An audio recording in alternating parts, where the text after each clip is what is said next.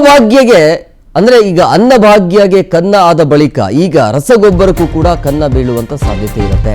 ರೈತರಿಗೆ ಸಿಗಬೇಕಾಗಿರುವಂತ ಯೂರಿಯಾ ಅದರ ರೇಟ್ ದುಪ್ಪಟ್ಟು ಆಗತ್ತೆ. ಕಾಳಸಂತೆಯಲ್ಲಿ ಭಾರತ ಯೂರಿಯಾ ಮಾರಾಟ ನಡೀತಾ ಇದೆ. ಕಪ್ಪನೂರು ಕೈಗಾರಿಕಾ ಪ್ರದೇಶದಲ್ಲಿ ಟನ್ ಗಟ್ಟಲೆ ದಾಸ್ತಾನು ಆಗ್ತಾ ಇದೆ. ಸಚಿವ ಪ್ರಿಯಾಂಕ್ ಖರ್ಗೆ ಕ್ಷೇತ್ರದಲ್ಲೇ ರೈತರಿಗೆ ಆಗ್ತಾ ಇರುವಂತಹ ಅನ್ಯಾಯ ಇದೆ. ಒಂದು ಕಡೆ ಗೊಬ್ಬರ ಸಿಗದೆ ರೈತರು ಪರದಾಡ್ತಾ ಇದ್ರೆ, ಮತ್ತೊಂದು ಕಡೆ ಕಾಳಸಂತೆಯಲ್ಲಿ ಈ ರೀತಿಯಾಗಿ ವಿಪರೀತವಾಗಿ ದರದಲ್ಲಿ ಅಲ್ಲಿ ಮಾರಾಟವನ್ನ ಮಾಡ್ತಾ ಇರೋದು. ಅಂದ್ರೆ ಹೇಳೋರು ಕೇಳೋರು ಯಾರು ಇಲ್ಲ ಅಂತೇಳಿ. ಮಧ್ಯಪ್ರಾಚ್ಯದಲ್ಲಿ ಯುದ್ಧದ ಎಫೆಕ್ಟ್ನಿಂದಾಗಿ ಈ ರೀತಿ ರಸಗೊಬ್ಬರ ಸಿಗ್ತಾ ಇಲ್ಲ, ಸಿಕ್ಕಿದ್ರೂ ಕೂಡ ಅಲ್ಪ ಸ್ವಲ್ಪ. ಅದನ್ನ ಕಾಳಸಂತೆಯಲ್ಲಿ ವಿಪರೀತವಾಗಿ ರೇಟನ್ನು ಜಾಸ್ತಿ ಮಾಡಿ ಮಾರಾಟವನ್ನ ಮಾಡ್ತಿದ್ದಾರೆ ಅನ್ನುವಂಥ ಬಹಳ ಗಂಭೀರ ಆರೋಪ ಕೇಳಿ ಬರ್ತಾ ಇದೆ.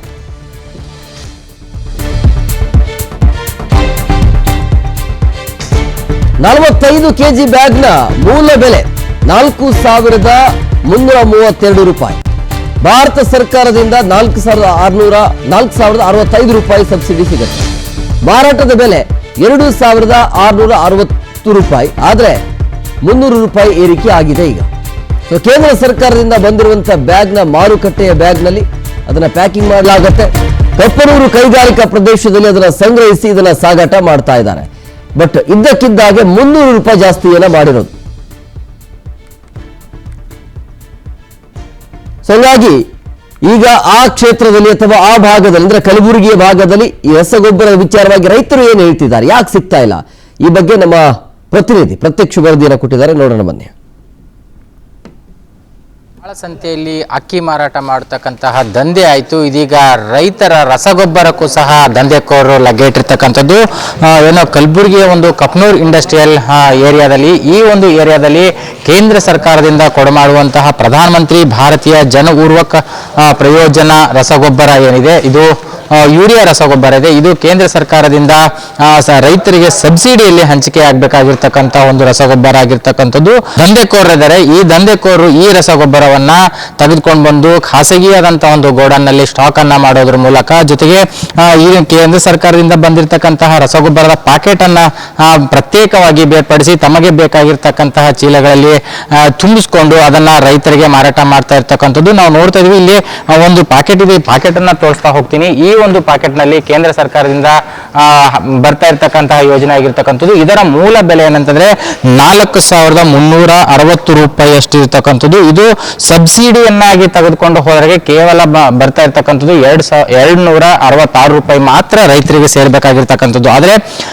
ಕೆಲ ದಂಧೆಕೋರರು ಇದನ್ನೇ ಈಗ ವ್ಯಾಪಾರವನ್ನಾಗಿ ಮಾಡಿಕೊಂಡು ಏನು ರೈತರಿಗೆ ಹೆಚ್ಚಿನ ಸಂಖ್ಯೆಯಲ್ಲಿ ಮಾರಾಟ ಮಾಡೋದಕ್ಕೆ ಈಗ ಮುಂದಾಗಿರ್ತಕ್ಕಂಥದ್ದು ನಾವು ನೋಡ್ತಾ ಇದೀವಿ. ಈ ಒಂದು ಒಂದು ಮಿಲ್ ಇದೆ. ಈ ಮಿಲ್ ನಲ್ಲಿ ದಂಧೆಕೋರರು 50 kg ಒಂದು ಪ್ಯಾಕ್ ಏನಿದೆ, ಈ ಒಂದು ಪ್ಯಾಕ್ ನಲ್ಲಿ ಗೊಬ್ಬರವನ್ನ ಶೇಖರಣೆ ಮಾಡಿ ನಂತರ ಇಲ್ಲಿಂದ ರೈತರಿಗೆ ಇವರು ದಂಧೆಕೋರರು ಮಾಡ್ತಾ ಇರ್ತಕ್ಕಂಥದ್ದು $300 ಅಂದ್ರೆ $600 ಮಾರಾಟವನ್ನ ಮಾಡ್ತಾ ಇರ್ತಕ್ಕಂಥದ್ದು.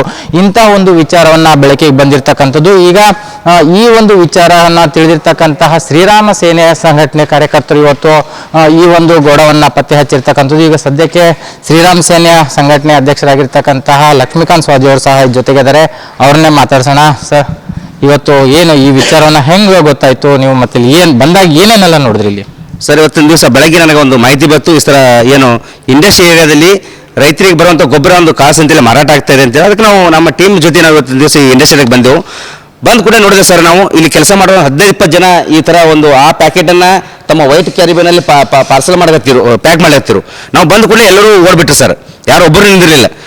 ನಾವು ಅವ್ರಿಗೆ ಕೇಳಿದ್ರೆ ಯಾಕೆ ಓಡತ್ತಿ ನಿಂದ್ರಪ್ಪ, ಯಾರ್ದ ಕೇಳಿದ್ರು ನಿಂದ್ರಲಿಕ್ಕೆ ತಯಾರಿಲ್ಲ, ಓಡೋದು ಸರ್. ಓಡ್ಬಿಟ್ಟು ಅದು ಇವತ್ತಿನ ದಿವಸ ನಾನು ಏನು ತಾವು ಎಲ್ಲ ಮಾಧ್ಯಮದವರು ಬಂದಿದ್ದಾರೆ. ಹಾಗೂ ಈಗಾಗಲೇ ನಾವು ಸಂಬಂಧಪಟ್ಟ ಅಧಿಕಾರಿಗಳು ಮಾಹಿತಿ ಕೊಟ್ಟಿವಿ, ಆದರೂ ಕೂಡ ಯಾರೂ ಸಮಯ ಕರೆಕ್ಟಾಗಿ ಬರ್ತಾ ಇಲ್ಲ. ಇದು ರೈತರ ವಿಷಯ ಇದೆ. ಅದಕ್ಕೆ ಇವತ್ತು ದಿವಸ ತಮ್ಮ ಮಾಧ್ಯಮ ಮುಖಾಂತರ ನಾನು ಉಸ್ತುವಾರಿ ಸಚಿವರಿಗೆ ಕೈ ಮುಗಿದು ಕೊಡ್ತಾ ಇದ್ದೀನಿ. ಈ ಏನು ರಸಗೊಬ್ಬರದಲ್ಲಿ ಯಾರು ಕೈವಾಡ ಇದೆ, ಯಾರು ಇದು ಗೋಡನ್ ಮಾಲೀಕರು ಯಾರು, ಹಾಗೂ ಈ ದಂಧೆ ಮಾಡ್ತಾರೆ ಅವ್ರು ಯಾರು, ಇವರ ವಿರುದ್ಧ ಕಠಿಣ ಕ್ರಮ ಆಗಬೇಕಂತ ನಾನು ಇವತ್ತಿನ ದಿವಸ ತಮ್ಮ ಮಾಧ್ಯಮ ಮುಖಾಂತರ ಕೇಳ್ಕೊತಾ ಇದ್ದೀನಿ ಸರ್.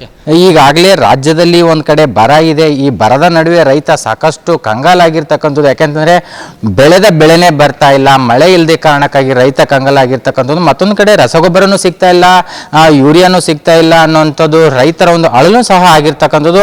ಹಲವು ಭಾಗಗಳಲ್ಲಿ ನಾವು ನೋಡಿದ್ವಿ, ರೈತ ಸಂಪರ್ಕ ಕೇಂದ್ರಗಳಲ್ಲಿ ರೈತ ಏನು ಬೆಳಗ್ಗೆಯಿಂದ ರಾತ್ರಿವರೆಗೂ ನಿಲ್ತರೂ ಸಹ ಅಲ್ಲಿ ಅವರಿಗೆ ಯಾವುದೇ ರೀತಿಯಾದಂಥ ಸರಿಯಾಗಿ ಯೂರಿಯಾನೂ ಸಿಗ್ತಾ ಇಲ್ಲ, ರಸಗೊಬ್ಬರ ಸಿಗ್ತಾ ಇಲ್ಲ ಅಂತ ಒಂದು ಅಳಲನ್ನ ತೋಳ್ಕೊಳ್ತಾ ಇದ್ರು. ಆದರೆ ಇದನ್ನ ವ್ಯಾಪಾರ ಮಾಡ್ಕೊಂಡಿರ್ತಕ್ಕಂತಹ ಕೆಲ ದಂಧೆಕೋರರು ಈಗ ಕಾಳಸಂತೆಗೆ ಇಳಿದಿರ್ತಕ್ಕಂಥದ್ದು. ಈಗಲಾದರೂ ಜಿಲ್ಲಾಡಳಿತ ಆಗಿರ್ಬೋದು ಅಥವಾ ಇದಕ್ಕೆ ಸಂಬಂಧಪಟ್ಟ ಇಲಾಖೆ ಆಗಿರಬಹುದು, ಜಿಲ್ಲಾ ಉಸ್ತುವಾರಿ ಸಚಿವರಾಗಿರ್ಬೋದು, ಈ ಒಂದು ಭಾಗದಲ್ಲಿ ಈ ರೀತಿಯಿಂದ ಗಮನವನ್ನು ಹರಿಸ್ತಾರ, ಈ ರೀತಿಯಾಗಿ ಕಾಳಸಂತೆಯಲ್ಲಿ ಮಾರಾಟವಾಗ್ತಾ ಇರೋದನ್ನ ತಡೆಗಟ್ತಾರ ಅನ್ನೋದನ್ನ ಕಾದು ನೋಡಬೇಕಾಗಿದೆ. ವಿಶ್ವಕುಮಾರ್ ಬೋಗನಹಳ್ಳಿ, PNS ವಿಸ್ತಾರ ನ್ಯೂಸ್, ಕಲಬುರಗಿ.